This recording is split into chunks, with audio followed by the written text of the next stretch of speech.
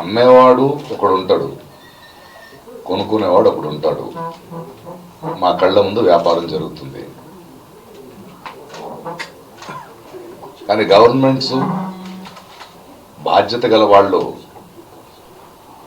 వాళ్ళని అమ్ముకున్నారు. వాళ్ళు చేసేది ఇదే కదా, ఆల్రెడీ అమ్ముడుపోయారు.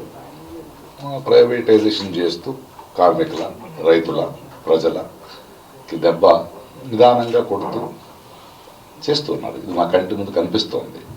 దానికోసమే పోరాటాలు జరుగుతున్నాయి.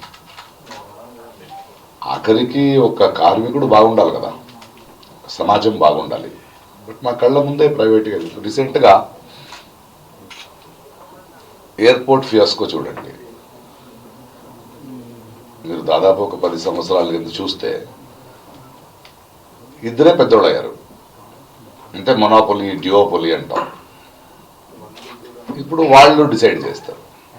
ఈ రాజకీయ నాయకులు, ఈ సర్కారాల గవర్నమెంట్స్ ఏమున్నాయో కార్పొరేటైజేషన్స్కి అమ్ముడుపోతారు. ఆ తర్వాత వాళ్ళు వెళ్తారు. కార్మికులు ఎక్కడ ఉంటారు అక్కడ, రైతులు ఎక్కడ ఉంటారు అక్కడ. ఇది మా కళ్ళ ముందు జరుగుతుంది. ఇదొక అరణ్య రోధనమే. కోర్టులు, కేసులు ఉంటారు, తెలియదా టైం అవుద్ది అంటే ఓపికని పరీక్షిస్తున్నారు.